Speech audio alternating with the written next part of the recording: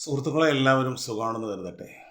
നമ്മളൊക്കെ ആഗ്രഹിക്കുന്നത് നമ്മുടെ യുവത്വം നിലനിർത്തണം, രോഗങ്ങളും പ്രതിസന്ധിയും ഒന്നുമില്ലാതെ ജീവിക്കണം. അത് തന്നെയാകണം നമ്മുടെ ആഗ്രഹവും നമ്മുടെ ജീവിതത്തിൻ്റെ പ്രതീക്ഷയും.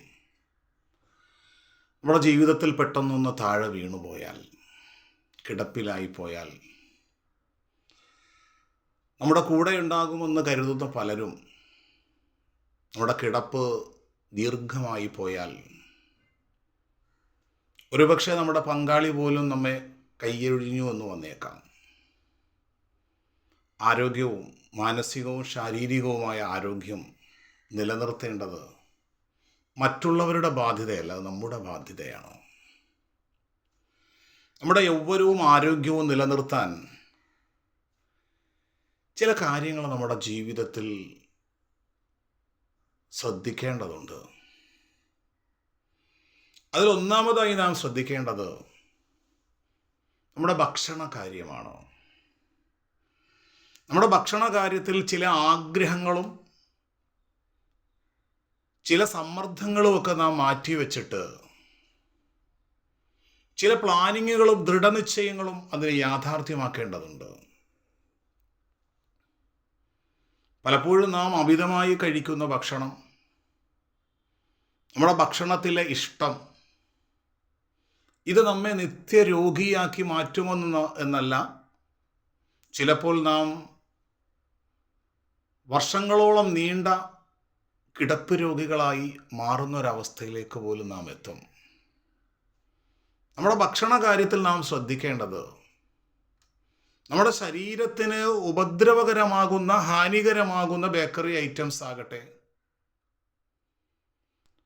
അമിതമായ മാംസാഹാരങ്ങളാകട്ടെ, നമ്മുടെ ശരീരത്തിന് വേണ്ടുന്നത് എന്തൊക്കെയുണ്ട്. മാംസാഹാരം ദിവസം ഒരു ചെറിയ രൂപത്തിലൊക്കെ കഴിക്കുന്നു, പച്ചക്കറികളും ഫ്രൂട്ട്സുകളും. അതുപോലെ തന്നെ നാമും കുടുംബവും നമ്മുടെ ചെറിയ മക്കളെ പോലും അമിതമായ മധുരം ഉപയോഗിക്കുന്നതിൽ നിന്ന് നാം വളരെ ശ്രദ്ധിക്കണം. രണ്ടാമതായിട്ട് നാം ശ്രദ്ധിക്കേണ്ടത് നമ്മൾ കഴിക്കുന്ന ഈ ഭക്ഷണം അമിതമായ കൊഴുപ്പും അതുപോലെ തന്നെ നമ്മുടെ ശരീരത്തിൽ അടിഞ്ഞുകൂടുന്ന ഈ ഫാക്റ്റും നമുക്ക് പുറത്തേക്ക് കത്തിച്ചു കളയണം. ഇതിനെ നീക്കിക്കളയണം, ഒഴിവാക്കി കളയണം. അത് വൈകുന്നേരമല്ല, അതിരാവിലെ നാം എഴുന്നേറ്റ് നാം ചില വർക്കൗട്ടുകൾ ചെയ്യുക. നമ്മുടെ ശരീരത്തിന്, നമ്മുടെ മുട്ടിന്, നമ്മുടെ നട്ടെല്ലിന്, നമ്മുടെ ശരീരത്തിൻ്റെ അവയവങ്ങൾക്ക് ഉപയോഗപ്പെടുന്ന, ഒന്ന് നന്നായി വിയർക്കുന്ന രൂപത്തിൽ രാവിലെ പ്രഭാതത്തിൽ ഒന്ന് എഴുന്നേറ്റ് ഓടാനും ചാടാനും നമ്മുടെ ശരീരത്തിന് വേണ്ടുന്ന എക്സസൈസുകൾ കൊടുക്കുക.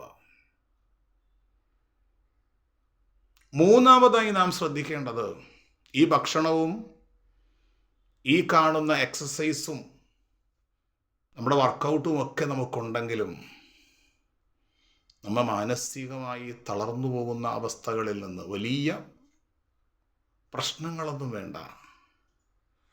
ഓഫീസിൽ നമ്മളെ ഒരാൾ ഒറ്റപ്പെടുത്തുന്നു എന്ന് കണ്ടാൽ, കുടുംബത്തിൽ നമ്മളെ ഒറ്റപ്പെടുത്തുന്നു എന്ന് കണ്ടാൽ, അയൽവാസികളിൽ ഒരാൾ നമ്മളെ ഒറ്റപ്പെടുത്തുന്നു എന്ന് കണ്ടാൽ നമ്മൾ ആകെ മാനസികമായി തളർന്നു പോകും. ഇത് ഒരുപക്ഷെ നമ്മൾ എത്ര ആരോഗ്യവാന്മാരാണെങ്കിലും മാനസികമായി നാം വീക്കായാൽ, തളർന്നു പോയാൽ, മറ്റുള്ളവർക്ക് അതിൻ്റെ പിന്നിൽ നഷ്ടമില്ല. നഷ്ടപ്പെടുന്നത് നമ്മളാണ്. നമ്മുടെ യൗവനം നിലനിർത്തണം. ആരോഗ്യം നമ്മുടെ ആയുസ് മുൻപോട്ട് പോകും തോറും 40 നിന്ന് 50-ലേക്കും 50 നിന്ന് 60-ലേക്കും ഒക്കെ പോകുമ്പോഴും മാനസികമായും ശാരീരികമായും ആരോഗ്യമുള്ളവരാകണം.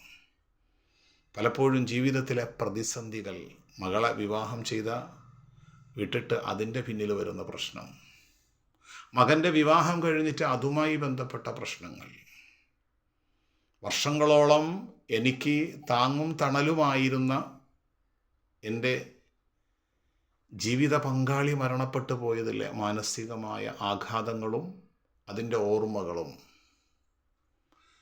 നമ്മെ വല്ലാതെ അത് മാനസികമായി തകർത്ത് കളയും. ചുരുക്കത്തിൽ ഞാൻ പറഞ്ഞു വന്നത്, നമ്മുടെ ശാരീരികവും മാനസികവുമായ ഊർജത്തെ തകർത്തു കളയുന്ന എല്ലാ രീതികളിൽ നിന്നും മാറി യൗവനം നിലനിൽക്കുന്ന, ആരോഗ്യം നിലനിൽക്കുന്ന, മുഖത്ത് സന്തോഷവും ആനന്ദവും നിലനിൽക്കുന്ന അവസ്ഥയിലേക്ക് ജീവിതത്തെ മുൻപോട്ട് കൊണ്ടുപോകാൻ ദൈവം നമ്മെ അനുഗ്രഹിക്കട്ടെ. നന്ദി, നമസ്കാരം.